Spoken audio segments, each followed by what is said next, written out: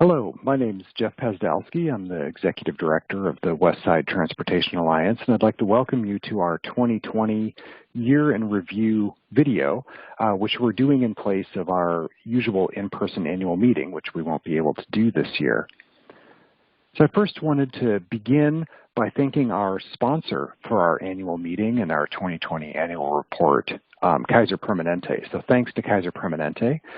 We also want to acknowledge that this and all of our activities is made possible with support from Metro and the Federal Transit Administration. So I think it's an understatement to say that 2020 was not quite the year that we were expecting, like most other people.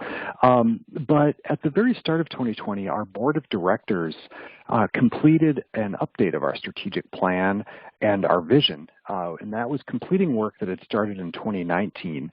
And that was adopted right before, in the very early part of 2020, right before sort of the public health crisis really set in.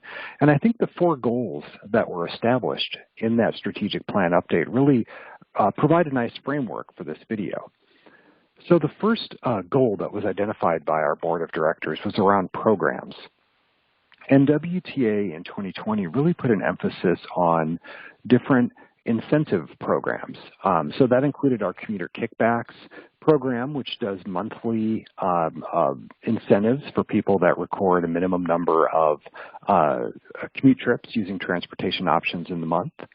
And then it included special challenge events connected with commuter kickbacks. So you see we did commuter kickbacks versus telework perks, which that challenge provided dual incentives for people that were teleworking and people that were continuing to report to work sites. And it was a very popular challenge event for us. And in fact, that month had our second highest participation since the introduction of the Get There Oregon platform. So we were very excited about that.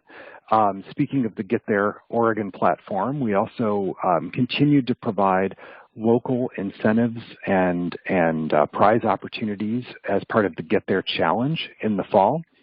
And we also spent time in 2020 developing a new incentive program, which is going to be introduced in 2021, called Commute Champions. So we spent a bit of time working on developing that. And we also, not to forget the Bike More Challenge, always a big activity for us. As usual, in the Bike More Challenge, we coordinated the WTA League, which offered local incentives and competitions for both individuals and teams as inside the larger challenge. So we want to acknowledge and thank our two league champions. For the first time in 2020, we split the WTA League into two divisions. So we had two league champions this year. So congratulations to Kaiser Permanente Westside Medical Center and also the city of Beaverton for coming out on top of those two competitions. And then we just really enjoyed this photo here. Kind of summed up the year nicely, you know, the new normal for biking. Don't forget to wear your mask. The second goal that was identified by our board of directors that helped guide our activities in 2020 was around education. And that took a couple of different formats for us throughout the year. The first was around different trainings and workshops that were led by WTA. You can see some examples there. We did a rewarding Smart Commutes workshop at the very early part of 2020, and that was all about employee incentive programs. We led an introduction to bicycling workshop and bike commuting workshop for employees of one of our member organizations. And we facilitated a reopening the commute discussion with our member organizations to really have a chance just to network and talk about those return to work plans that were being formed at that point. We also hosted several sort of information and education sessions for our members, and that included a workshop for Bike More Challenge team captains. It included a lunch and learn opportunity with staff from ODOT to learn more about the different work being done on the tolling programs on I-5 and I-205. And it included a meeting with some folks from the Shared Use Mobility Center and from Toyota to discuss the potential for a ride-sharing program that would use zero-emission vehicles. Our focus on education also included providing and developing customized resources for some of our members. And the map that's on the screen now is an example of one of those. We created these maps for several of our members. And the maps are focused on specific work sites, and they're designed to show different walking and biking and transit access that's available around the work site. The intent is to show employees different destinations that they can reach within a reasonable walk and bike distance, and how they can connect to the work site and get around for workday errands using transit. So it's all part of the effort to educate people about different options that are available and different ways that they can access work and still get around without driving. The third goal that helped guide our programs was around partnerships. And any discussion of partnerships for WTA needs to begin with our fantastic members. So we want to thank all of our members for staying engaged with us through the turbulent and ever-changing times in 2020, and working with us to and allowing us to work with you and just kind of help support your employees and your plans as we moved through the year.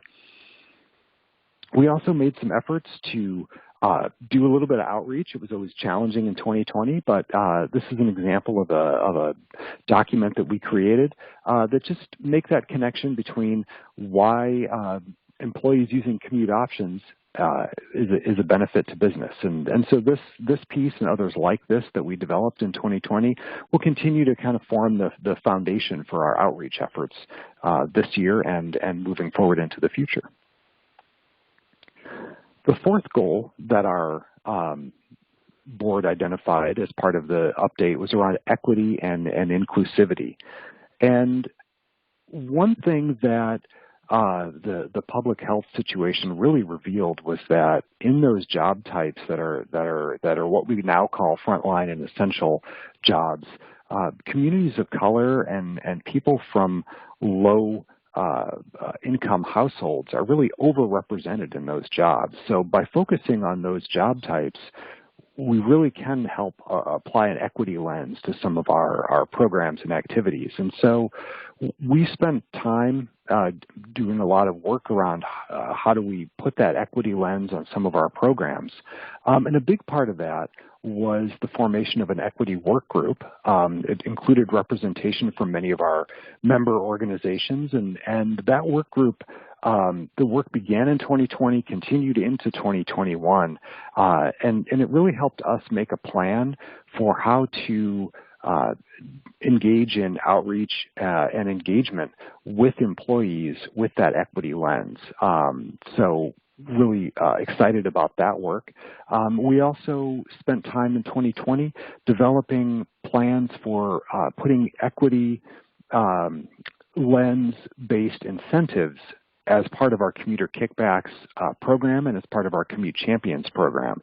And both of those programs now include incentives that are specific for frontline and essential workers. So it's again, an understatement to say that 2020 was a year unlike any other and not quite what we were expecting, but I'm very proud of the work that our staff team and our board of directors did throughout that time. And so I want to take a moment and just acknowledge Caitlin and Maddie, our staff team throughout 2020 for their great work and efforts. And also want to acknowledge and thank our board of directors.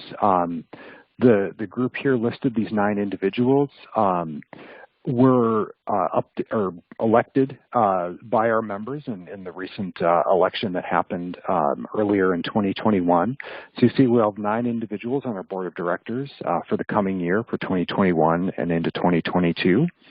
Also want to acknowledge and thank 3 individuals who left the board in the past year. So thank you to those 3 individuals that are shown there, and appreciate their time and effort helping to guide the organization.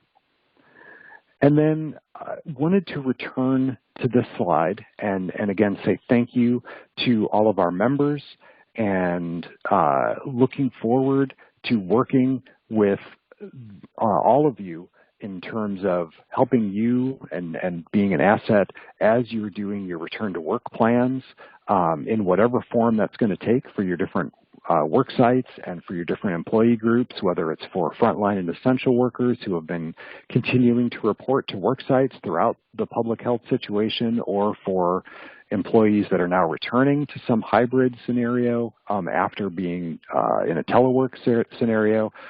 We're here. We're happy to be a partner with you, looking forward to working with you and working with your employees. So thank you very much for all of your support. And just want to wrap up again by saying thank you for our sponsor for the annual report and the annual meeting, Kaiser Permanente. Thanks to Metro for their support. And want to say that you'll be able to view the full 2020 annual report on our website at WTA-TMA.org. Thank you very much.